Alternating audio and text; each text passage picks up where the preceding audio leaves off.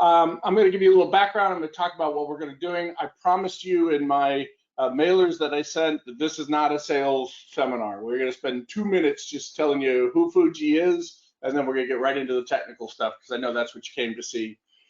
So we are a worldwide partner of Microsoft and others. We're based in Dallas, Texas. We have offshore facilities in India. We have nearshore facilities down in Costa Rica. I was just blessed last month. I got to fly down to Costa Rica and take a look at our security operations center and some of the great people we have going there. We're about 600 employees. What's interesting about Fuji actually has been in business under the Fuji name for almost 10 years, but before that, we were in business for another 12 or so years, but under a different company name. Our founder, who's an amazing guy named Manohar Reddy, built up the company and then sold it, went into retirement, and after a couple of years decided retirement's boring, and he wanted to get back into helping customers. So we refounded the Fuji name. So we built it, grew it up to about 600, sold it, then came back and rebuilt it again, and we're already back up to 600 and growing even stronger. So what is it that we do? We really focus on these 4 service offerings and really nothing else. We're all about product engineering, quality engineering, and a huge low-code, no-code initiative, especially for Microsoft, some of the cool Power Platform stuff. I just did a Power Platform event last week, went exceptionally well, and we've gotten a lot of automation opportunities from customers. We do cloud services, architecture, migration. You can read this. Today, we're talking about security and all the amazing security stuff. And then I specialize a lot in analytics. So I do a whole lot of visualizations, data engineering, helping you set up data lakes, data pools, getting your data factories running, etc. Last thing, who am I? I was an ex-Microsoft employee. I worked at Microsoft as a full-time employee for 18 years. I joined in 1990 and I left in 2008. Most people know me because I ran Microsoft's seminar division for about 12 years. And that included, if you've ever been to an MSDN, TechNet, TS2, or small business event, that was my group. I was part of an amazing, amazing group. One thing I like to point out is I am a generalist.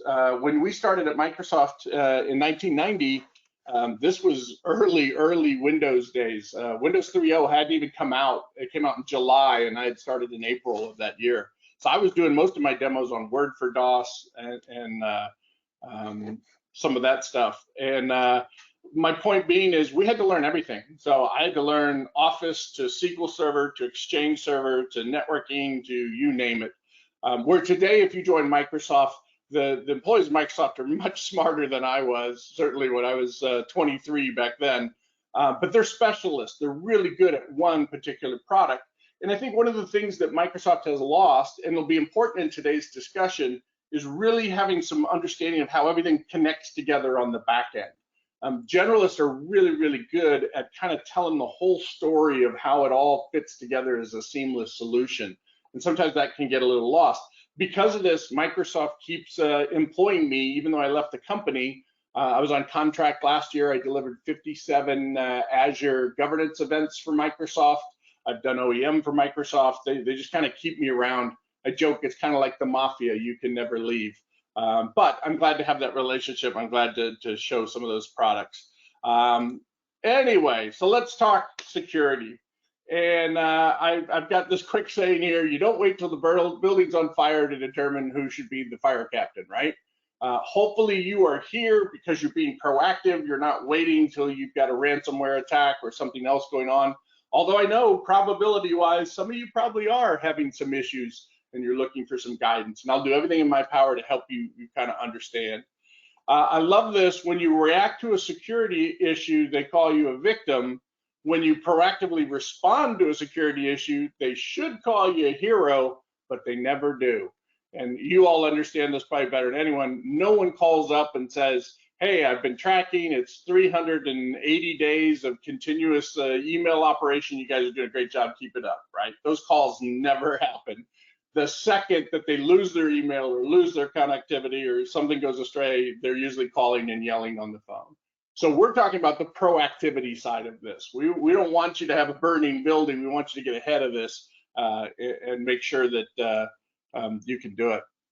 So I do want to point out as a point of clarification, and this is the end of the sales stuff, but we are a best of breed security solutions provider. What that means is we work with multiple companies. So yes, I have deep background of Microsoft, and I'm going to show you some amazingly cool Microsoft solutions. We also are a huge partner of Checkpoint. We also use Trend Micro. We just had a call this morning with Google, who's a company, they're LA based, they're out of California. So the point here is we want to use the best breed because not everyone has every single part of the security point tied up. Microsoft comes the closest, right? And you'll see this during today. Checkpoint, I was just in a presentation last week on Checkpoint. They were talking about the number of mergers they've had because they realized as the threats change, so too needs to change their response. And they can either go build it themselves or they can acquire companies that fill MDM, mobile device management, or whatever the component is. And a lot of these companies, Trend Micro, same thing. They're out acquiring and making sure that we call it soup to nuts, that they've got you covered on pretty much everything that's out there. So when we work with customers, we can accommodate you no matter what the case is. Today's presentation is really going to be focused on Microsoft and what Microsoft's doing to kind of stitch all this stuff together. It was not long ago that if you mentioned the word Microsoft and enterprise security in the same breath, you would be laughed out the door. And I was at Microsoft when that happened. We used to try to sell security, and they would laugh us out the door. They just didn't think of Microsoft as an enterprise company. I'm going to throw out a little trivia contest just to see if anyone knows this. And you can answer, it's just for fun, there's no right or wrong. But use your chat window, use that Q&A section if you think you know the answer. There is one product that Microsoft has created, and only one product that does not bear the Microsoft name. You will not find the Microsoft logo anywhere on that product. And I'm curious, if you think about it for a second, why would Microsoft not put their name on a product?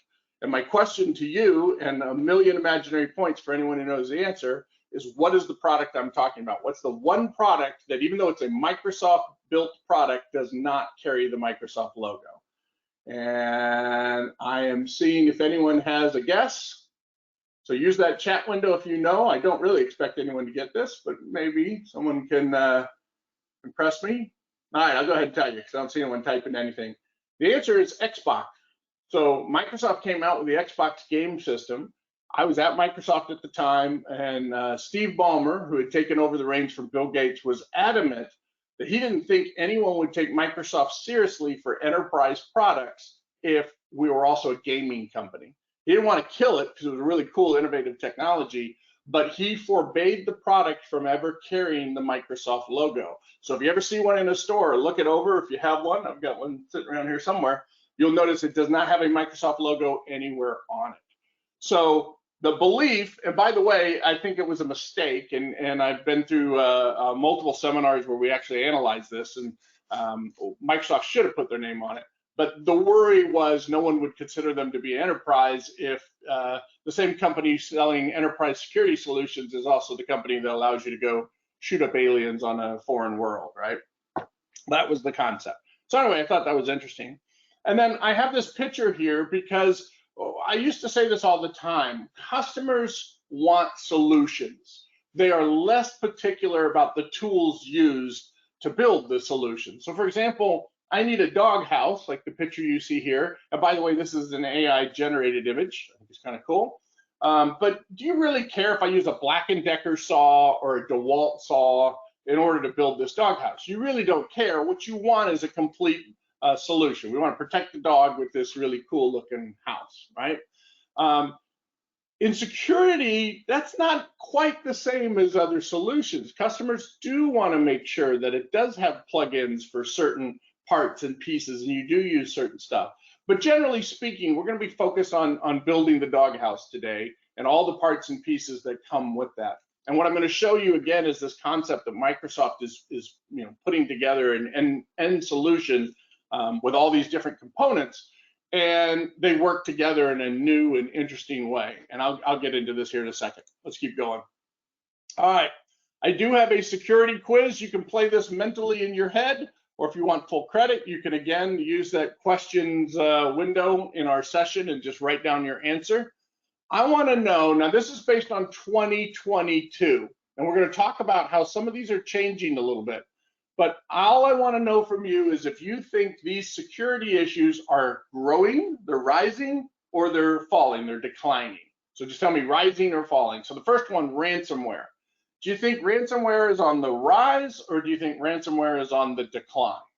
Feel free to throw it out in the chat or just mentally think about it, and I'll show you the answer. The answer is ransomware is actually declining, and it sure doesn't seem that way. I live in Dallas, and the city of Dallas just got hit 2 weeks ago with a ransomware, shut down all the city services. It's just been this massive debacle, and they still haven't got it all fixed and up and running again.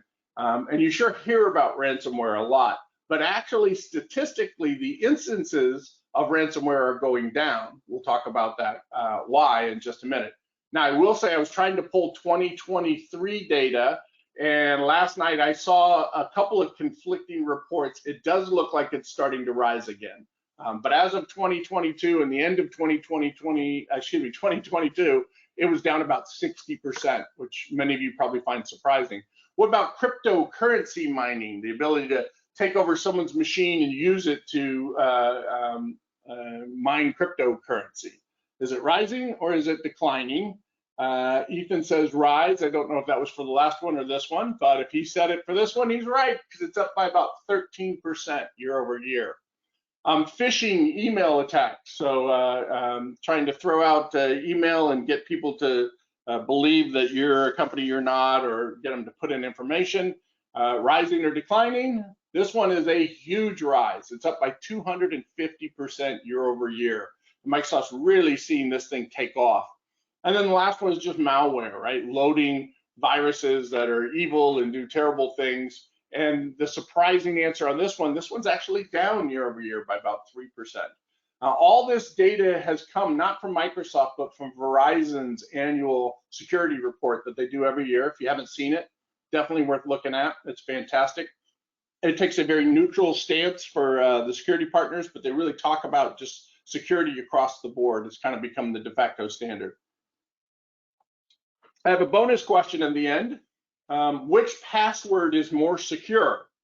This $% mom forward Y, or using a PIN 1244? And every logical person in the world would say, well, the first one's better, right? It's using symbols and capitals and letters, but it wouldn't surprise you it's a trick question, because the answer is actually, oops, I had a point in here I forgot to mention about Windows 10, and Defender has really started to take a bite out of malware, and we'll talk about that. That's why it's down. But this last one, the PIN is actually more secure. And you're not going to believe me, so I put in the link that references why this is. The basic concept here is, where is your security data stored? If it's in a standard password hash list, yes, it's encrypted, yes, it's there, but it's also stored up on a list with thousands, if not millions, of other passwords. And that makes it a more valuable target, and that makes it more higher propensity to be hacked, let's put it that way. PINs, especially with the Windows Hello and some of the stuff they're doing, are actually encrypted, and they're stored on the local machine, which makes them a much lower valued target and makes it unlikely that people will go after that particular machine versus the much greater list. Anyway, there's more detail to that, but I thought it was kind of interesting.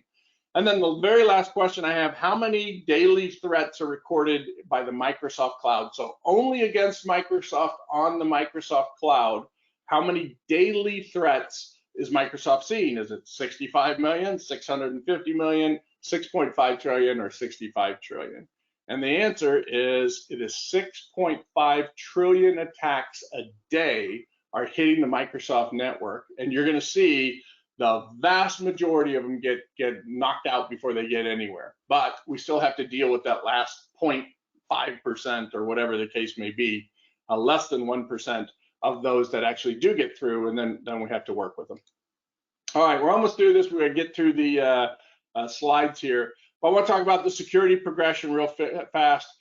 1990, when I started, we were all on AOL. It was all about locking down the users and passwords. Then they figured out a way. The bad actors decided to go attack emails. And from emails, they went after the servers and the data and the operating systems and the networks and the applications. And now it's just expanded exponentially, where we start attacking all the different devices. And we're used to devices being tablets and phones. But nowadays, nowadays devices are your refrigerator or your Alexa app or whatever the case may be. The average user has 11 devices that are now connected to the internet, and either one, all of them create a threat vector out there for potential surface attack. So I've got two examples here, and I'm going to use these. I'm not trying to embarrass anyone, but I thought they were great examples of how, as this progression of security has gotten deeper and deeper and more potential attack vectors, we found some vulnerabilities in some very interesting and unique places. The first one I want to point out is Dick Cheney, Vice President of the United States. Now, without worrying about your politics, from 2001 to 2009, he was vice president. Most people remember Dick Cheney had a heart problem. And I was at a Microsoft security event many years ago. The head of Microsoft security, brand new guy, came from Washington, D.C. He was the head of the nation's cybersecurity, and Microsoft hired him to take over and basically run Microsoft security for many years. But he had been working for the president and thinking about all the things that are attacking the nation and whatnot. He was telling the story. I heard this first person. I was in the room when he told the story. That he was driving down 405 in Seattle, just moving into Seattle, just joining his Microsoft job. And one of the hospitals had talked about the fact that they now had a pacemaker that could wirelessly talk to the patient. And if your patient went into defibrillation or had a heart condition, the doctor could send a signal and correct it instantly. It's amazing technology. Well, this guy, and I apologize, I don't have his name because I forgot it. But he explained he literally locked up his car, hit the brakes full on when the idea hit him that the vice president of the United States had one of these devices, and no one had ever asked or thought to ask, did they ever encrypt Dick Cheney's pacemaker? He pulled off the side of the road. He called up the doctors that were treating the president and the vice president. He asked about this, and the answer was no one had ever encrypted it. So if you had stumbled, if you had hacked into the hospital and you found this list of devices, you could have just sent the command to overcharge the pacemaker and have killed the vice president of the United States without anyone stopping you. So thankfully, they haven't secured that, and obviously moving forward, all medical devices will be secured. But you wouldn't think about it unless you're constantly trying to think ahead of what these bad actors are doing. So that's an absolutely true story. He was vice president, I think, for 3 years before they finally realized that his medical device was not encrypted. The other one I would point out, I love this, the Home Depot, shop there all the time. This is a great story. FBI agent just going in on the weekend to do some projects, went into Home Depot, and as he's walking in, he notices a guy with his laptop open sitting in the front parking space at the Home Depot. Now, Home Depot had decided that the thing that customers hate the most, especially when they're doing lawn and garden, is to take all of their plants and trees and shrubs and everything and go back through the store to go to the checkout. So they put a remote checkout facility at the Home Depot out in the lawn and garden. And if you go there today, you'll notice that those are terminals set outside in the lawn and garden place, and they're connected back into the main deal.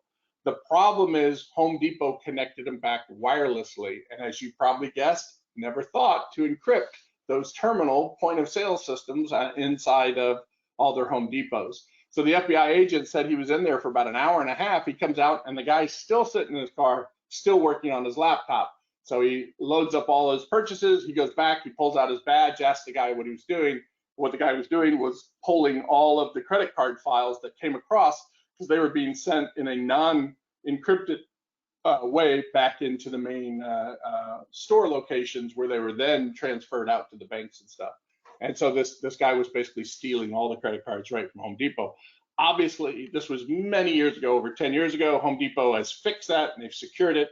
But these are two great examples where you just, because of this progression of how much stuff out there is, you got to think in new creative ways, because again, all these bad actors are out there doing the same. So how did Microsoft go do this? Well, one more thing that I want to bring up, and this is the newest, hottest trend, is what they call supply chain attacks, which means rather than come after you, rather than try to infiltrate your world and your device, the hackers have basically understood that if they can get into your supply chain and install their malware and their viruses and other stuff onto the supply chain deliverables, that they can reach you even when you've done everything to protect your environment. And so here's just a list. I need to update this, but CC Cleaner, Apple Mac Media Disk, the actual media disk for Apple, this is years ago, got infected with a virus, and every Mac user that went out there and loaded up the media software loaded that virus on their machine. PDF editors, Chrome extensions, WordPress plugins right now. This is a huge issue, and WordPress is really trying to crack down. WordPress is a great tool. I use it myself, and there's so many cool plugins. What they're doing is they're embedding their malware into the plugins, which then get it into your machine, which then allow them to proliferate inside. So there's just a few examples of major corporations that had this break-in and done. So to focus on this, we talk about protecting the attack chain. And Microsoft divides it up in these key ways. I'll just run this through. So we've got the whole attack chain here. And what we're trying to do is we're saying, look, a lot of times I can get a phishing email that comes in, and I get someone in my organization that isn't thinking, they're going fast, triaging their email, and they click on an attachment. That attachment has an exploitation in it, or maybe they browse to a website and they click on a website not realizing it's not a real website, or they've been spoofed. It gets into an exploitation, it starts to install software. Then these things tend to run horizontally through my organization, where maybe I'm not the person they're trying to attack, but I was dumb enough to click on the URL, not realizing that this was a phishing email. Once they get me, they then take my credentials and the information they get from me and start moving horizontally through the organization, looking for someone in command and control, someone with those global admin privileges or admin privileges. Then once they have that, they could go ahead and compromise a user account of someone with those admin privileges. Once they do that, they just start brute forcing using their stolen credentials. They keep going until they find, again, laterally through the organization, a privileged account, someone who has, manager, executive authority, etc. From that, they move up, they start stealing the data, exfiltrating the data out of the organization, or they compromise the entire domain itself by encrypting or installing ransomware, whatever the case may be. So if you break this down, you'll see each of these boxes is kind of a different group. The first one is about email and how do we protect that. The second one is about users and keeping those user identities and passwords. What about compromised devices? What about mobile phones? What about all these pieces and parts that kind of make this up? So Microsoft, the question we're going to answer today is, why would I even look at Microsoft when 10 years ago you'd laugh if you said enterprise security in Microsoft? Nowadays, they're one of the Gartner leading security organizations out there. And the question is why? And the answer is because of this comprehensive coverage they have. Microsoft is one of the only companies in the world that does everything on the personal computer side. They have large end databases, they have Active Directory, they have user accounts, they have Windows, they have Office, they have your email, they have the whole thing covered, like we used to say, soup to nuts, with everything that you might want to do. And therefore, they have an advantage over a lot of other security companies because they can pull all that together into a comprehensive overview and look at security issues holistically. And by holistically, I mean, some companies are like, well, we do this, we do that, but we don't do application penetration testing. We don't do mobile device management. There are bits and pieces that are still open, and those openings cause vulnerabilities. Microsoft has standardized their administration of all those different segments of their business, and they all now report back up through a single process. So if you look at them individually, here's all the stuff that Microsoft has: the Security Admin Center and Intune and Autopilot and Windows Hello and blah, blah, blah, blah, blah, blah. And when I first learned this, I had to go learn all these individual parts and components. It was quite a lot to do. Matter of fact, I put together a cheat sheet for everyone, and I will share this out with you of where you find all these different things, right? Where do I go to Windows Defender? Where do I go to the Security and Compliance Center when I want to put on governance and compliance? Azure ATP portal, all this stuff is out there. You don't need this anymore. And the reason why is what Microsoft has finally done is they put all this together under a single unified interface. And that's what I'm going to be demoing for the rest of the day today. So whether you're talking about endpoints or user identities or email collaboration or apps or cloud or whatever, it's all now universally pulled together into a single interface. And then they've got this cool system that I'm going to explain to you and will show you called Microsoft Graph. I call it the secret sauce. Microsoft Graph is the AI libraries that are built into the Microsoft system that stitch everything together. They look for a trend in email that may have some relation to a trend in your data access or into your user account or into all those different kind of siloed groups that I showed you previously. Graph expands across all of them. Graph can look at your documents, your conversations, your messages, your teams, your portals, your timelines, all of this stuff. It's constantly evaluating, and it's looking from a security standpoint as well as a productivity standpoint across all these things and making sure it's sharing information. A better way to say this is Microsoft is using Graph to tie together your Office desktop with your Windows desktop, with your server and cloud desktops, with all your compliance issues, your security issues, you name it, it's all now going to be tied together into a single unified interface. When I did this presentation, last time I did this presentation was last year, they had all those in the tool that I'm just about to show you. The problem is when you clicked on it, it would open a separate window in that tool inside the interface. So you were actually jumping to Windows Security and then jumping to Office 365 Compliance and then jumping over to Active Directory. And it kind of made it look like a universal tool, but it really wasn't a universal tool.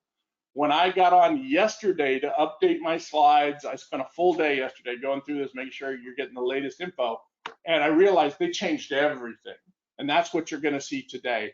These all now operate under a single application. They all work as one because of Microsoft Graph.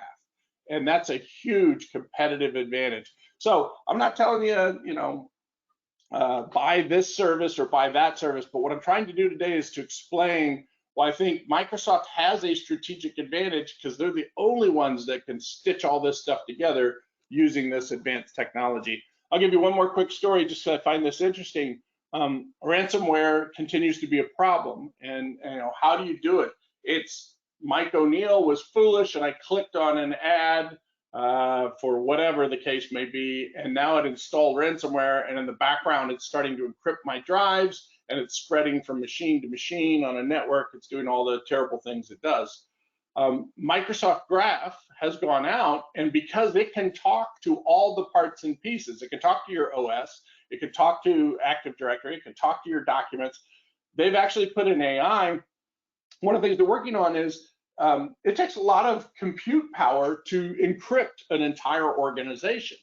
And so Microsoft has now started tweaking to look at the power drain of the computers. And if suddenly one computer starts power draining and then it starts affecting others and they start seeing the power requirements go up, they actually can identify that as a signature of ransomware that's happening live. And the second they see it, they can cut it off. I might lose that one person's account. Victim 0, who was the first one to click, their drive may be encrypted and I might not be able to get that one back. But I'm going to stop it before it spreads to the rest of my organization.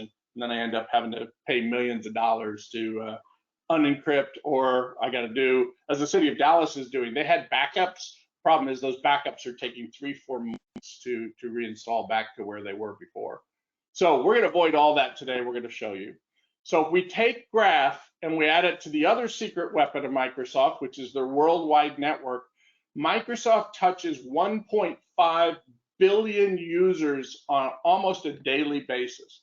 Think about Office users and Windows users and Teams users and Xbox users and everything else that Microsoft has across the globe, Microsoft is interfacing with them. And they've got it all tied together with this graph-based security system. So here's an example. I thought it was hilarious because they blackened out the name of the Nigerian prince. Do you all remember these emails we used to get all the time? I'm a prince from Nigeria, and we really appreciate if you help me my frozen family assets, and I'll pay you millions of dollars for doing this. I used to get these literally on a weekly basis. And what's funny is once people caught on, they just changed the country. So instead of a prince from Nigeria, it's a prince from Saudi Arabia or a prince from wherever else. But it was the same thing. It's obviously a scam to get you to send them your bank information, send them your routing information, and they steal you blind. What's fascinating, and I'm hoping most of you will agree, is we don't get these anymore. I don't see these ever. And the question is, why? Did they stop sending them out because the protection got so good that it's not worth doing? The answer is they still send it out all the time. These things are going out nonstop.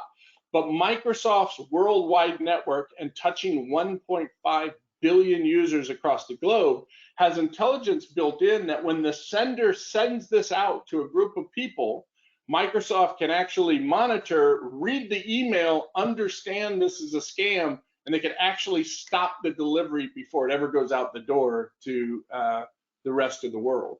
So the reason you don't see these, even if you don't use Microsoft software, is because Microsoft has already evoked rules and regulations that when they see this flying across the global internet, they can actually intercept it and kill it before it goes anywhere. And so that's why this and a bunch of other these classic scams, they're just disappearing off the face of the earth, only because Microsoft has such a huge reach. They have a competitive advantage. They can see it before it happens. The other side of this, Checkpoint does this. We just talked about it with Checkpoint. They have a huge network as well. And the second something gets identified as nefarious, it's a virus, it's got malware, whatever, they can blast it out to the other 1.5 billion people in their network, and they can shut it down before those companies get it infected. Hackers don't go after just one company, especially on these types of attacks. They're blasting across everything, just getting anyone to do it. And so the more we can share, the more Microsoft Graph can alert everybody out there, hey, this is coming. One thing I will say, Trend Micro, Checkpoint, all the different companies they mentioned, they use Microsoft's worldwide network and their own alert systems as well. So when Microsoft blasts out, their systems will pick that up and spread it among their network to try and prevent as many people from falling for the same victim as they can. I'm gonna pause for a second. I'm looking at the Q&A. I don't see any new Q&A. Remember, you're free to ask me questions. You're free to throw out some comments, anything that you want. Use that Q&A session. I'll double check, make sure, because I wanna make sure you're getting the information you need. I promise you this is it. We're now at the point where we're just gonna demo, but that kind of sets the frame. I wanted you to understand Microsoft Graph. I want you to understand how Microsoft has worked to kind of pull all this stuff together into a single unified interface. So I'm going to jump out of PowerPoint, and I will send you by today, end of today, I'll send you the recording of today's video as well as my entire deck, so you will have that. What I'm going to do now is I'm going to bring you over to this site, and I'm going to walk you through kind of what Microsoft is doing. Let me explain what's happening on this site. So this is a live site. What this is Microsoft set up this fictional company, and they have programmed random viruses and attacks and malware and everything you can think of to hit this site as a demonstration of what can go wrong and how you work with the tools to kind of identify, triage, and shut this stuff down as it happens. This site has been out, I think now for 5 or 6 years. And the problem is it's a shared demo. That means there's probably, there could easily be 1,000 other demos happening off this site simultaneously as I'm presenting to you. Other Microsoft partners and Microsoft themselves use this site to demo for customers. So while we're talking, this is kind of a presenter's dilemma. I'm used to having a demo file where I can work on it and think through and make sure I have everything prepped and ready to go. This thing's entirely random. While I'm talking, you're going to see real life threats come in real time. And Microsoft just has a program that every couple of hours or so, it'll fire off a new random attack, and you never know what kind of attack it is. You never know what's happening. As we look down this thing, you're going to see 225 threats that currently require action. I hope your company's not that bad, but this one is constantly receiving these via these macro scripts. That's why that's so high. And this may, while we're presenting, this thing may tick up a couple of as new attacks are coming in. So I can't prep ahead of time. I don't know what the attacks are. I don't know what's going on, but I can show you how we can use this interface to keep our thumb on top of the pulse of security in our organization. This opening screen, this is Microsoft 365 Defender, but it's actually the security.microsoft.com website. So if you entered on your browser security.microsoft.com and you entered your credentials, you would actually be seeing your organization's security posture and what's going on. And you would have information just like I'm showing here, but it would relate to your organization. And again, I hope you're not getting 255 attacks just in the last couple of days. But anyway, I'll kind of walk you through this. So remember, this is live. It's really here. It's really happening. Microsoft did give the option to a number of partners said they wanted to show remediating some of these viruses. But because the demo has to work for everyone, if you remediate it, you got to go unremediate it, and that takes a lot of time. So I'm not going to do that today. I'm going to show you them. We're going to go analyze it. We're going to see the story of exactly what's happening. But I'm not going to go that last step and do remediation, because then I have to spend the whole afternoon going back and undoing all of that so it works for all the other partners. So hopefully that's not a problem. They used to, excuse me, I got the hiccups.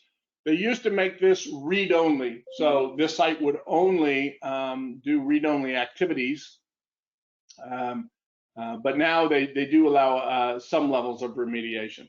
So let's kind of dive into this and let's see what Microsoft's doing. Now, remember what I told you before, just a couple of months ago, the different screens for the different parts, like protecting my endpoints or focusing on my email and collaboration or my cloud apps or whatever the case may be, these were all separate programs. And I could jump to them, but you would see a new window open up that would take me to my endpoint protection, for example. Now what Microsoft has done with this latest version is you'll notice that it's all integrated into a single unified interface. And this just makes managing your security environment 1,000 times easier. Remember, I was talking about Checkpoint. I was talking about some of the other security solutions that we sell. They're amazing solutions. And I'm going to be doing a special one on Checkpoint. I might do Trend Micro, I might do Grucl, future webcasts just to show the benefits of those programs. But we don't take those lightly. We just don't look and say, oh, we want to be a partner here. As I pointed out, just this morning, there was Grucl training. Just last week, there was Checkpoint training. We invest our time in those that we think work best for our customers. And that's what you see us, our engineers know these products really, really well. And we pick and chose which one of those we wanted to partner with. So I don't want you to think it's just kind of this random thing. So from a Microsoft perspective, let's kind of dive in here. Now, the first thing you're going to see when you come up to the home page is this particular set of reports. So this is kind of the default. But I do want you to know that all the information that you see on this page can be completely customized for your information. These white boxes are called cards. You'll see devices at risk, threat analytics, device compliance, action center, users at risk. Again, trying to take bits and pieces. I want my user information next to my device information, next to my remediations. And all of this, you can go up here. There's a button here that says add cards. And when I click on this, I can go in and create my own custom reports or add additional cards that I may want to put onto my report. So here, for example, are devices that have just been added to my network in the last 7 days. I'll go ahead and add this one. And you'll notice when I scroll down, I'll get off this. If I go down to the bottom, we should have our new devices that have been added in the last 7 days. It's in here somewhere. Total devices discovered. So these are the devices discovered just recently. So these reports are completely customizable. You can change them, you can add to them, you can do whatever. The most important one, I think, right from the start, and that's why it gets this primo spot of real estate, it's called Secure Score. Anthony says, I don't see those cards in my home or the availability to add. So the reason why is because it's a privileged issue. So Active Directory gives you read privileges at a certain level. And then if you have administrative capabilities and if you have the right privileges, you should be able to get write privileges as well. You must have those write privileges. You must have the security options set for you to go ahead and customize and change and get in there and do that. And it makes sense, right? If you're a bad actor, you could go in and fake all the logs and do stuff. They want to be able to protect that. So if you don't see that, chances are that's why it may be a privileged issue for you.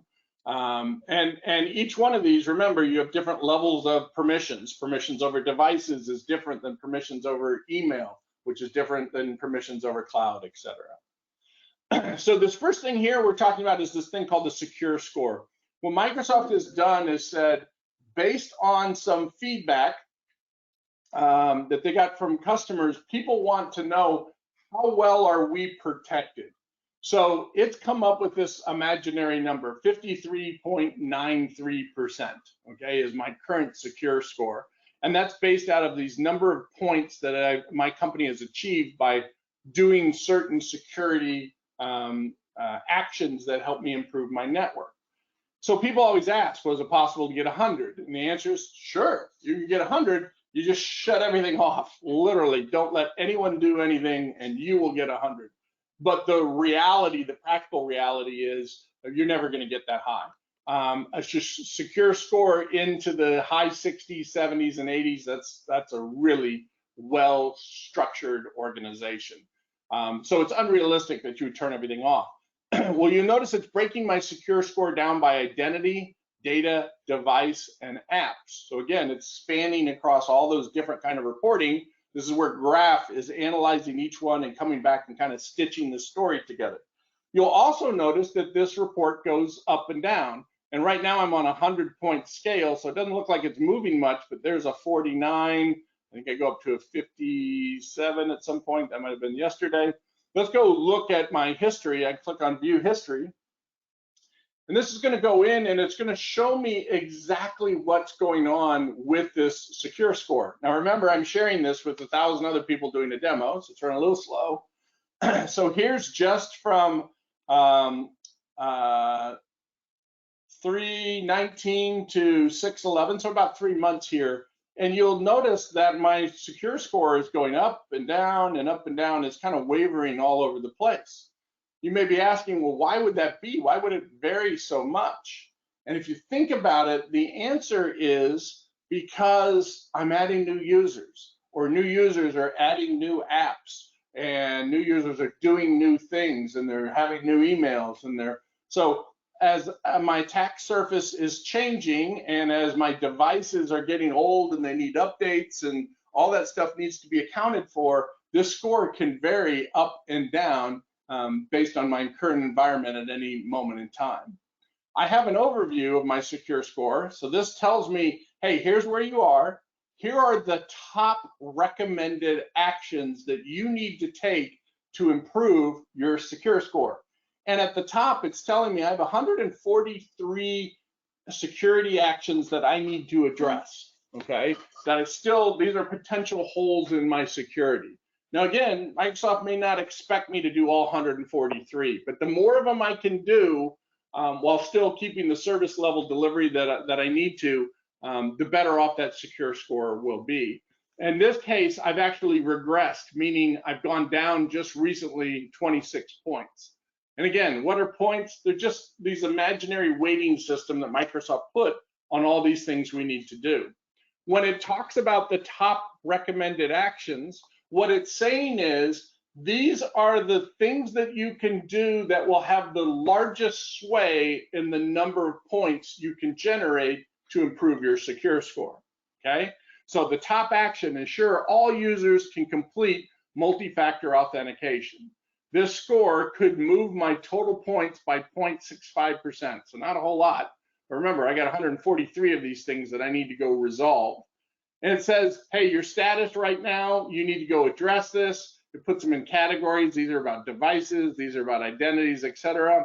And I can actually click into each one of these, and it'll tell me why it's doing what it's doing. It says right now, I can't save because I don't have admin status on this particular site. It gives me an understanding, multi-factor authentication helps protect devices, blah, blah, blah. You have 4632 users out of 4659 who are not currently registered with multi-factor authentication. That's a huge no-no, right? The user impact is this, blah, blah, blah. And then it says manage in Microsoft Azure. And if I click this button, it's actually going to load up Azure, and it's going to go right into the point where I, as a policy, can enforce multi-factor authentication across my organization. So I don't want anyone to be able to sign in on my network unless they're also verified via a phone or a message or email or an authenticator, whatever the case may be. They need 2 forms of authentication before they're allowed to access the network. I don't have that on right now, but I can go ahead and enforce this via policy. And when I do, we'll go back to where I was. When I do, and I turn on multi-factor authentication, this thing will update. This will now be checked off, and it'll be removed from my list of to-dos, and I should see that score point start to climb. So the goal here is just to work with your team and start going down each one of these and looking and seeing if it makes sense. Here's block JavaScript or VBScript from launching downloaded execution. It tells me what it is and where I can find more information. There's tons of links. What's it going to expose? These are all the different identities and machines that can be exposed to this. This is how you implement it. Gives you clear step-by-step directions. There may be a reason why my organization can't do this. We have some old systems in place that still use VBScript from days gone by, and this just doesn't make sense. I can't turn that system off by blocking the VBScript or the JavaScript. So I may choose to say, this one I'm going to go ahead and leave open for now, maybe until we rewrite that app or refocus on whatever options or features there are. Just checking my questions real quick. Okay, good. So anyway, that will give you that information that you need to go right in here and take action to go ahead and turn on, for example, multi-factor authentication, or set the policy for blocking JavaScript or VBScript or whatever. And I'm just going to work through these one after another. Now, something else that customers asked about, if I go into metrics and trends, is, okay, you gave me a secure score. Help me understand how that relates to me. I'm a bank. I'm a financial institution. I have much higher requirements than other organizations do for security. I have different compliancy features, etc. So if you go into metrics and trends, it's going to show you organizations of similar size and organizations in similar industries, so I can compare how my competitors are doing. Looks like they're about 46%. I'm at 52. I'm not doing too bad. I'm actually above the average of everyone else in my same environment. This is showing you organizations of a similar size, but it also shows you in a similar vertical. So you can see exactly how you're doing against other organizations similar to you. That's one of the negatives, by the way, of GoToWebinar. It doesn't block that traffic coming in. So you're seeing my email as it happens. Okay, so this is really, really valuable. If these were reversed, if I was below all the other organizations, I got a real problem. I need to go through that list, pick my secure score up, and start isolating. And these recommendations that I have here, the recommended actions, these aren't just random. These are very specific to my organization and to what Graph has gone through and identified as security holes that relate to identity and devices and everything else under the sun. Let me go back to where I just was. And I can see all the histories. So here's 5 points were gained by protecting and managing local admin passwords. So that's some remediation my group did. They took that recommendation and we got back 5 points. So we're able to move our score in a hugely positive way. We go to recommended actions. So this is all the recommended actions, all 249 items that I have in here. And again, any one I can click on and it'll give me that information. This is what Graph is stitching together based on all the different parts and pieces I've been talking about. Okay, let's keep going. So that gives me a high level understanding of where I am, checking my time, where I am and how I match up with SecureScore. The very next thing is my threat analytics, the next most important thing. This is what's happening right now, what's hitting my environment, what are the biggest, highest impact areas. One thing I love about Microsoft and the way in which they do this is not only are they going to show you these incidences, which ones have caused alerts, what actions have based on it, but they're also going to rank to tell you that this is on a device owned by a person who has administrative privileges. This is a higher level or higher impact threat because it's hitting your SQL Server data, or it's, so it's taking into account what the full level of threat is. If it's a low level person who really doesn't have any admin access to anything, still important, I need to take care of, but it's lower down on the priority list versus some of these medium and high risk accounts. So let's look at these emerging threats. Right now, we just got hit with a Log4j vulnerability, and it's been observed in multiple reports. I can click here and read the report, and it's going to tell me exactly the history of this thing. So it came out, and when the original virus or exploit was released, what it was relating to, and then what happened since it's released. It's been updated. A lot of times, all of you are aware that when a vulnerability is discovered, they post it out, and then others will take it and make variations of it, which makes it a lot harder for these security tools to catch them. So it's showing the different updates, the different actor names, exactly what's going on. I can even go further and look at an analyst report.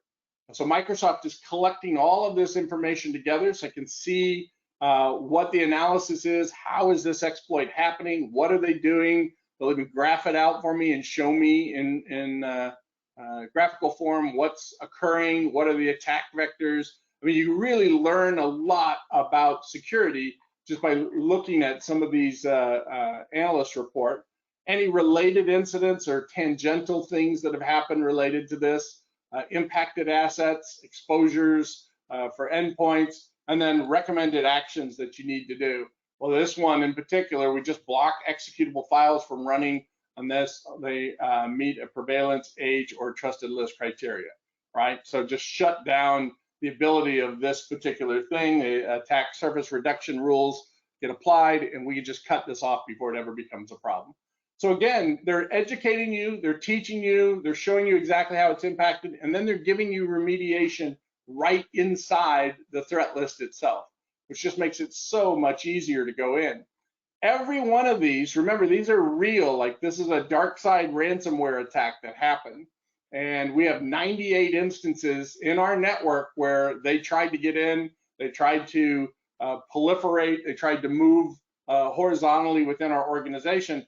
If I click on this, it tells me what the ransomware attack is. It shows me these alerts in here. Some of these are high, medium, and low. Well, this is all high because this is ransomware. They're going to lock up and encrypt my device. And then it's showing which devices are vulnerable, which people are vulnerable, and then what are the different actions that need to be taken, view recommended actions. Microsoft will, depending on your policies, depending on how you set all this stuff up, they will automatically remediate some of this stuff, especially this high-level extreme stuff, or they're going to shut down that ransomware before it even gets started. The second they detect that an exploit has happened, the second that they detect that this is now trying to jump out to other impacted devices in my environment, they're starting to encrypt, literally it will block it, shut it down, and put it into a temporary holding, and then set an alert out to your IT team that can go back and look through this. So these different features, this is just one particular attack that's happening, and I can see block the process of originating from PS, blah, blah, blah, blah. So if you read these kind of in reverse order, these are the different features that have turned on: tamper protection, network protection, local admin password, etc. I can just follow this kind of like a story. You can see these bottom two have already been completed, and these still need to be addressed to make sure that this thing can't get in there and take over. Let's go look at a real life incident. This will give you a better view of how this goes. So I'm just moving over to incidents and alerts, and you can see again, multi-stage incident involving one user reported by multiple sources, initial access incident involving one user, unfamiliar sign-in properties. This is a great one. I'm gonna click on this. This is very simple. It's saying that this particular machine, this particular user, partner demo login, logged in from a really weird location. An hour ago, they logged in from Frisco, Texas. And then less than an hour later, they logged in from Beijing, China. Okay, there's no way that that could possibly happen. And again, Microsoft Graph knows this. It understands geometric boundaries and IP addresses and all this stuff. And so it's flagged this and said, hold on, this is something weird is going on. And so they're stopping the ability to do this. I want to give you a real life example because this happened to me directly. I was traveling around. I do a lot of trainings, as you can imagine. Spent 30 years now delivering training sessions. I was in Connecticut. I was on the very southern edge of Connecticut. I'd flown into Hartford, drove down to the water basically, and I was meeting with a company that manufactures the gloves for NASA. They drill teeny little holes in gloves. And I was doing some training for this organization. I'm in a foreign town, little teeny town. It's 3 o'clock in the morning. I just can't sleep. And I was doing some data analytics is what I was training on. And I was wide awake. I was like, what do I do now? I thought I would just pull up my demo sets and start working on it and tweaking the presentation. I do this all the time. At 3 o'clock in the morning, I went and started accessing a very large data set that I had built to teach this class on. And it worked for about a minute or two, and suddenly a window popped up, and the window said, you're about to receive a call from Microsoft. And I, being the smart guy, said, this is a scam. This is not Microsoft that's about to call me. This is someone who's faking me out. And sure enough, the phone rings and I pick it up because I was curious. And the guy says, hey, this is Jim at Microsoft Security. I want to first let you know I will not ask you any private information. I want to ask you about your Social Security, et cetera. I don't want you to feel that, that I'm not who I say I am. However, we at Microsoft are monitoring, and we notice that you are in a town you have never been to before in the entire history of travel, that it's 3 o'clock in the morning there, and that you're accessing a massive amount of data and downloading it to your machine. So I have temporarily suspended your download. Now, don't give me your password, don't give me your ID, don't do anything, but I'm sending a command, and it's just going to ask you to re-sign in using multi-factor authentication. And so suddenly the screen popped, and again, Windows came out and said, automatically logged me out, asked me to re-enter my credentials, just like I did a Control-Alt-Delete. And my credential screen came up, and I was very leery, but it was Windows itself, and I did it. He didn't ask me, he didn't see anything, he didn't do anything. And once I got it up and running, the second I hit enter and it authenticated who I was, he's like, Mr. O'Neill, I'm very sorry to delay you. Your downloads will now continue. I thought that was cool. I had never seen anything like that happen before. And until you're in that situation, it probably won't happen. But there are thousands of people at Microsoft, and there's millions of little bots running across the data looking for these weird anomalies. What you don't want to have happen is someone to get into your Salesforce customer list and start downloading all your customer information because they've decided to leave the company and they're going to take that with them.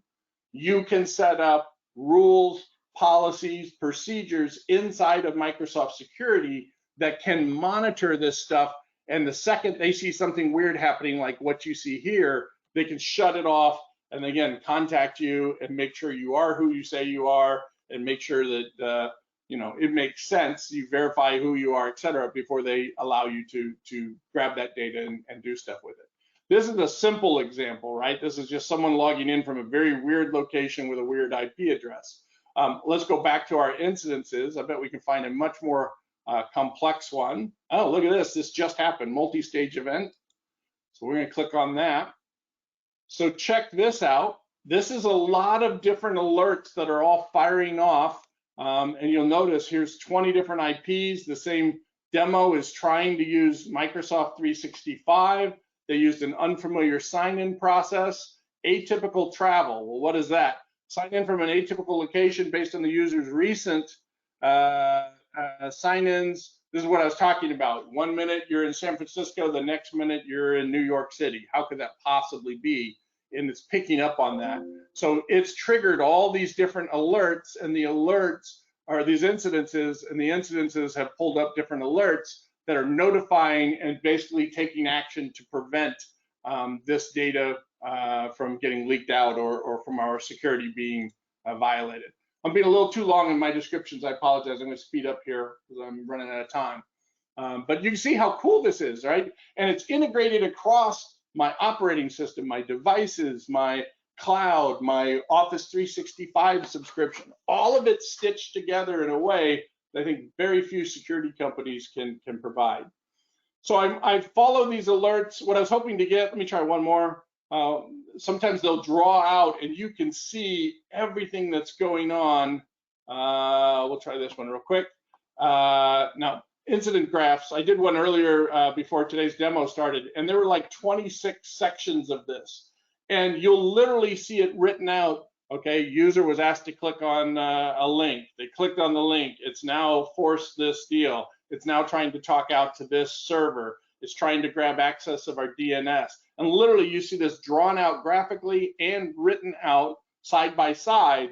And it's real easy for a team that's doing an investigation to follow the trail and know exactly what this particular threat is doing. A couple other things I want to show you. You have a hunting section. Microsoft's had this for a while. This allows you to go out and build scripts, custom scripts, where you can go look for particular behaviors, particular things. Now you're saying, well, I'm not a very good script writer. That's perfectly fine. First off, Microsoft does make it easy. For example, I want to go pull certain attack techniques. I could double click on each of these alerts and behaviors. There's hundreds of these things, and it'll kind of write out for you the different parts of the scripting itself. So if attack techniques is a MITRE attack and it's 1142, I don't know all my MITRE codes. But anyway, you can build out a script that goes and looks for that. But if you don't know scripting, I also have in my PowerPoint presentation a link to GitHub where they've shared all the common scripts out here. So here's a Square deal on finding ransomware attacks.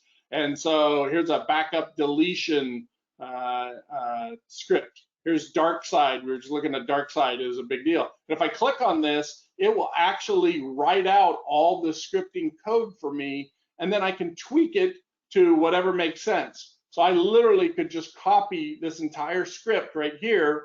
I have the ability to go change this for my particular environment and then run this script live against the server on this hunting feature, and it'll go back and give me the results of everything that matches this query.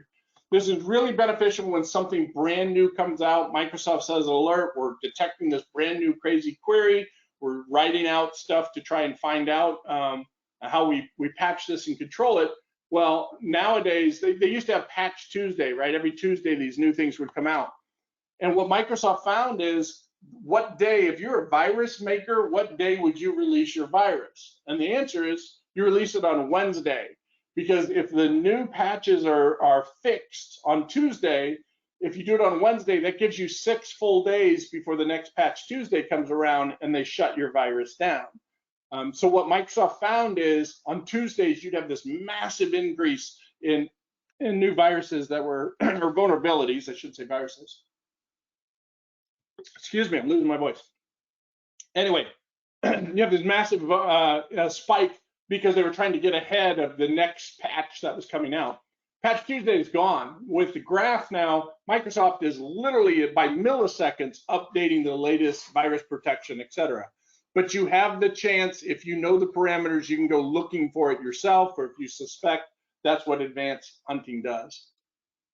Here's the Action Center. The Action Center allows me to see the different actions that are being taken place. I can go look at any that are pending. Here's files that were put in quarantine. Here's where we thought something might have been something, and we stopped its isolation. We said, no, that's a legitimate file. Let's move back. So it's kind of a log file for everyone that's working on helping through this. This one I love. This is threat intelligence. What Microsoft has done, this is brand new, is they put in all the world security issues into one place so I can see what's happening now. I don't have to go read 20 different blogs to try to find out what the most dangerous trend is, or what viruses are starting to proliferate, etc. So you see threat analytics, intelligence profiles, and intelligence explorer. If I go into the threat analytics, 65 ransomwares are currently active right now, 33 phishing, 50 vulnerabilities, 86 different action groups. And you can go in here, here's that dark side we were just discussing. Gives me a full definition of what it is. I can read the full analytic report. I can see that it's attacked 68 people just recently. This is a high severity alert. I can see it's gone after 3 people with 3 different mailboxes. So it was spread via an email deal. And I can go in, and each one of these you can dive in and click on and find out, well, who were the users and who were the devices and which people. So here we go. Here are the 3 people in my organization that clicked on something they shouldn't have clicked, and they started what potentially could be a ransomware attack. Fortunately, Microsoft Graph recognized it, talked to all the different programs involved, realized what was happening, and shut it all down before it got going. I can look at their mailboxes, I can look at their apps and what they have loaded on their machines. This doesn't have any apps that are impacted by this particular virus, so I don't have to worry about that. Under the profiles, you can see exactly, again, where these things are coming from, what origin or country, which group. These are actually the organizations. Aqua Blizzard is a Russian hacking group. Brass Typhoon is from China. And you can click on these and see exactly, they know who these groups are and what they're doing. They're watching them, they're monitoring anything that's being released from them. And this is a great way to see these institutions and figure out what they're doing and make sure that you have your system protected from them. All right, Learning Hub is just a great way to go get more information from Microsoft. If you're new to security, we talk about this all the time at Fuji, where we sit for some of these security events and it's just acronym after acronym after acronym, and it gets really dizzying. I tried today to give you stories and real world things, and I've tried to lay off all the SIM and the millions of acronyms that you can get from inside of security, because I want you to understand the big picture of kind of what we're shooting for. Why Microsoft is got a competitive advantage, because of the way they stitch all this stuff together. But anyway, if you're new to this, come to this Learning Hub and just start reading these stories. I think Microsoft has done an excellent job of explaining security. We talk about it should be like 2 people sitting down at a restaurant having adult beverages and talking about security, right? Get rid of all the mumbo jumbo and let's just get to the brass tacks. I think Microsoft does a good job of this. There are some trial programs you can get into. Microsoft, is constantly updating different trials. You go out, look at what different partners have to offer. I'm going to show you in my last slide just what Fuji is offering. Under assets, this allows us to go look at the different devices and identities. So this is all my phones, my tablets, my other stuff. And you'll know as it's looking through these, I have a lot more than 10 devices, but there are 10 devices in my organization that for one reason or another are spawning issues with security.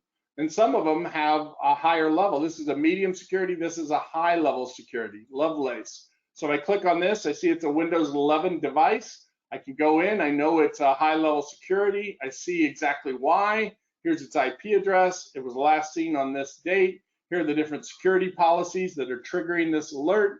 I can see all incidences and alert levels for this particular device for this particular person. So this device shot out a malware incident on a single endpoint. If I click, again, they activated a remote exec malware. It was detected and then it was blocked before it could spread throughout my organization. So it, again, lays out the story. And I apologize, we could talk for a day and I wouldn't have enough time to explain all this to you. But there's alerts, the assets, the investigation. This is what my team is doing to do it. It was terminated by the system. It was blocked, and I could go into each one of these. And here's an example of that graph I was talking about. The device was this Lovelace computer. It's called Lovelace. It went out there. It found evidence of a malware deal, and the system responded and terminated this activity. So it allows me to go in, and I can see alerts, devices, evidence, etc. I see Caleb added or asked a question. In my environment, I see threat analytics, but not the Intel profiles or Intel Explorer. We're E5 and I'm a security admin. Interesting, okay. So in that particular case, what happens, thank you, Caleb, for asking that, because I'm sure there are others out there that have the same policy. This is a demo site from Microsoft, and it's very possible that they have added on the preview section, so they want to show some of the new stuff that's coming. I don't, right off the top of my head, know exactly which one's on, which one's off. If we had time, we could go into the settings. I'm gonna just peek. Well, that's the wrong settings. I could go into my System Center settings, and I could check to see which features are on, which features are off. If you would like to, Caleb, after today's call, feel free to follow up with me. I'll give you my email. And we'll be glad to sit down with you and try to figure out exactly why you are or are not seeing it. What you're saying makes sense. You are the security admin, you have E5, which means you should have everything, and you're not seeing that Intel profiles. So it's possible that that profile is brand new and they haven't released it out for general consumption yet. That's my best guess. But we'll figure that out. I'd like to know that answer too. So thank you for asking. Same thing for identity management. I can put this in and I can see by users who is the most at risk on a user basis. So Roy Lowry, is that right? I can click on it. He's got an instance called Dev Snow. He's an affiliate, so he's a contractor for my organization. And I could go in, and this is cool. It'll actually map where around the world he's logging in, where he's been. So again, you see a bunch of stuff popping up in China or Russia or whatever. There's a good chance that you know, we may have to put extra security or monitoring or whatever we need to onto that, which makes it a lot easier. One thing I wanted to show you that I didn't, let me go back up here. We were talking about hunting. We talked about threat intelligence. I thought it was right here. Now I don't see it. Let me see. Trials, partner catalog, devices, identities. Okay. There it is, tax simulation. My apologies. Move further down. So this is all the email investigations. Now remember, stuff that you see in here, like in email investigations or in the Explorer or the review or the campaigns, this is all going to bubble up into this home screen up at the top. So this is only when I want to go deeper into this and see, okay, inside of my email, inside of my Explorer, show me which emails were delivered, which emails were blocked, which emails were delivered to my junk file on a per user, per email basis. So I can see here's a huge spike that happened at 1 a.m. in the morning, and 23 of these emails were blocked because they were considered to be malicious. A attack happened again the following morning around 7 a.m., 41 were doing. So I can look and see these kind of spikes and ebbs and flows. I can go down here and see each individual instance. Here is the email. It came back as undeliverable research program candidates. And if I click, it's going to tell me what the threat is, what's happened, why is the email. I can even go in and read the email if I have administrative privileges to say, hey, there were 2 attachments on here. The attachments didn't have any threat. Microsoft has a policy where they will take any attachments and move them out into a neutral section of the cloud. And via automation, they will open it and monitor to see if anything bad happens to it.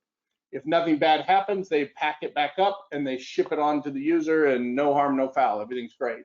If, however, they're suspicious of the attachment, they open it up and then they see some automation take over that looks to be malware or some other kind of attack, they can immediately block it, lock it, and it's outside of your network, so there's no harm being done. It's in a protected kind of sandbox environment, so nothing gets impacted, none of that stuff continues on. So that's all in here. And again, you know, you're probably saying, well, I want to dive deeper in this and I want to see it and I want to know what are the top URL clicks and what are the top URLs and where's the email origin coming from. You can go very, very deep into all of these different sections and find that information. What's cool is your teams also can work together, and they have a whole system set up. So as a security team starts to investigate, they see an alert, the alert spawns an incident. I go and look at the incident. I can start taking notes, share it off with other members of the team. Hey, this looks like this was an email issue. I want to bring in one of my email admins and have them jointly work with me on this. Everyone shares the notes. It's all passed back and forth, and everyone's kind of kept updated until we've come to resolve it and where I mark this issue as resolved. So the system's in place to do that. All your endpoints are here. This includes partners, APIs. This is O authentication certifications are in here. Your vulnerabilities, your baseline assessments. All of this comes down to, just so you're aware, with your various policies. I do a whole Azure governance section, and one of the things we show is the ability to set policies on your network. And say, for example, that I don't want, people, I use an example, this is true. In the early days of Microsoft, all the engineers at lunchtime would fire up Doom servers and we'd all play Doom. And it got so out of control that Microsoft corporate started noticing their network bandwidth dropping by huge volumes at lunchtime every day because all these people were out shooting each other in a multiplayer game of Doom. Create a policy and say, I do not want Doom running anywhere on my network. Microsoft Graph, because it's tapped into everything, is seeing and monitoring and knowing what's going on. And if someone tries to fire off a copy of Doom, it would literally shut that down by policy. So we teach you how to make these policies, a policy of everyone has to use multi-factor authentication. Everyone needs to set South Central as their Azure region when they deploy a new resource. All that is built in policies, then it gets enforced inside of the Microsoft security assessments. So you can see all of this in here. And again, apologize, just don't have enough time to go through this. We're almost at the end here today, so I'm gonna kind of wrap this up.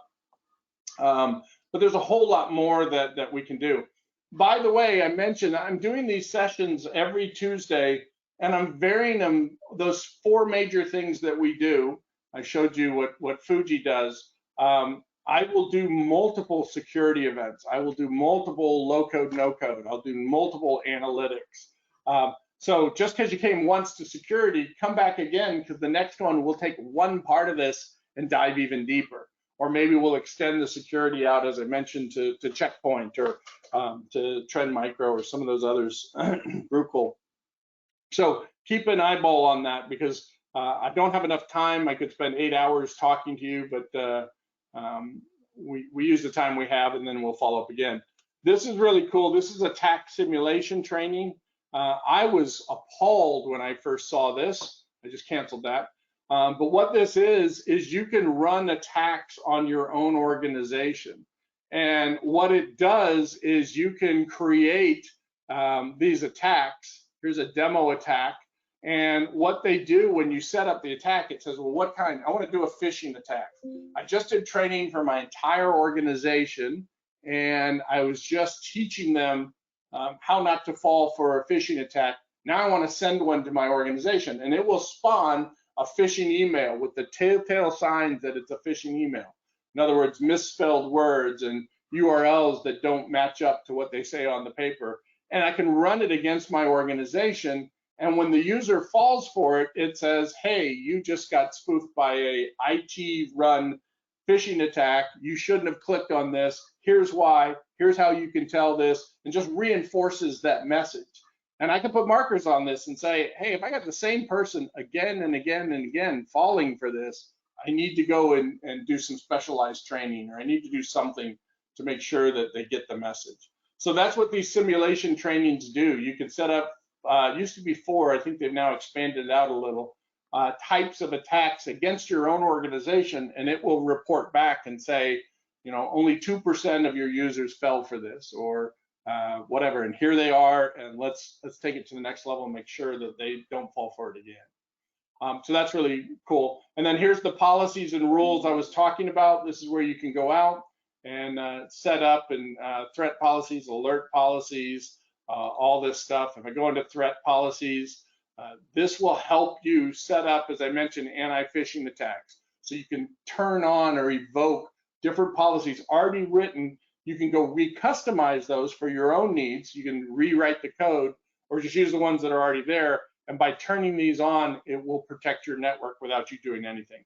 This is what stops the attack before it gets going anywhere. Is I have a policy on here and I see something suspicious happening, the policy evokes, and within milliseconds, that threat is neutralized. I'm alerted, and my teams can go in and verify that, yes, this is malware or spam or something, or no, it's not. It just got mistagged, and I can fix that problem and go on. And the last thing, cloud apps, cloud discovery, the catalog. Here's that authentication to go get authentication for various services inside my Azure network. I often have to use OAuthentication. This will keep track of it. It'll govern it and make sure that everything's moving on. I can look at my app governance.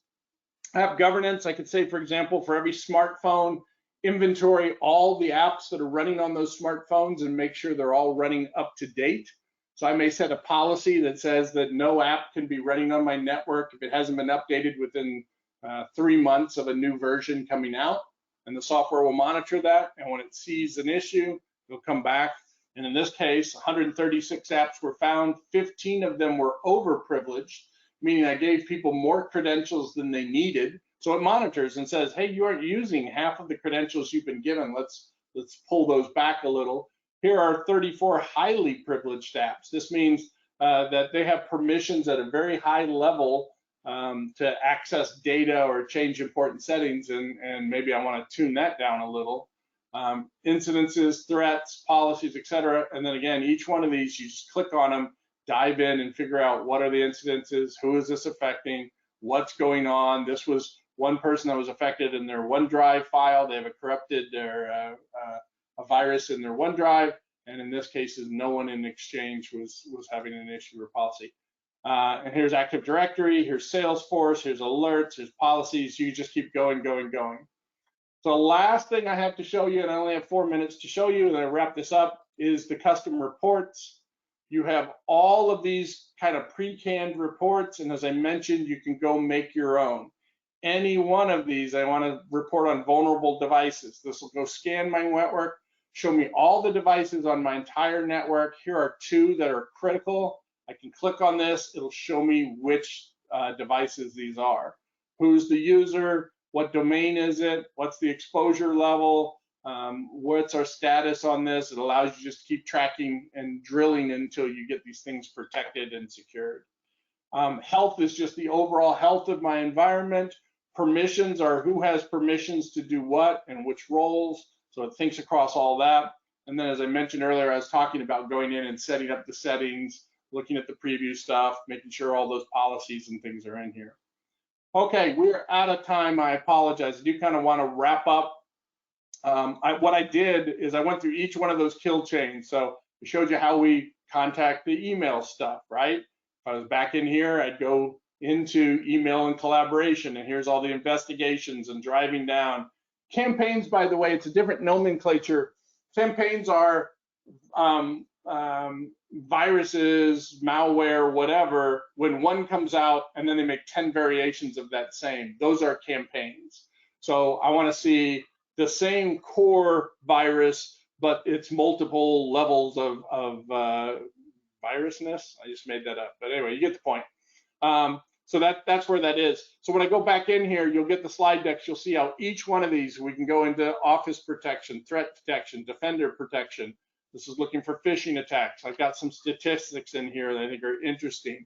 And we'll go kind of kill chain by kill chain in through this. Here's what happens when they browse to a website and they click on an exploited link. Well, we got Defender, Azure Advanced Threat Protection, and AD Identity going in here. We didn't talk about cryptojacking. I'll mention this real quickly. Cryptojacking is when they take control over your local machine, and while you're not realizing it, they're using your compute power to help them mine Bitcoin, or basically break the blockchain code to help them make money on BitChain. This is becoming ever more popular as the price of graphics cards in particular have gone skyrocketing. More and more people are turning to cryptojacking. This is that link to the GitHub with all the scripting in it, so you'll have that as well. These are the different cloud securities, user compromise. You can read through this. There's some notes in here as well. Really, really good. Windows Hello, if you haven't used it yet, it's phenomenal. My camera here watches, and when I walk up to my computer, it uses facial recognition that's so precise, it can tell 4 identical quintuplets apart from each other. That's how good it is. And it will only open for the appropriate one. So there's some information on that. Device security, identity protection, multi-factor authentication, it's all in here. Links to all of this stuff is available. So please take a look at the slides. Brings me to my last summary slide, which we'll finish on. We do this to educate you, to show you that we're really on top of this with, my background with Microsoft. I've been doing this for a long time. We do offer a free 4-hour security assessment.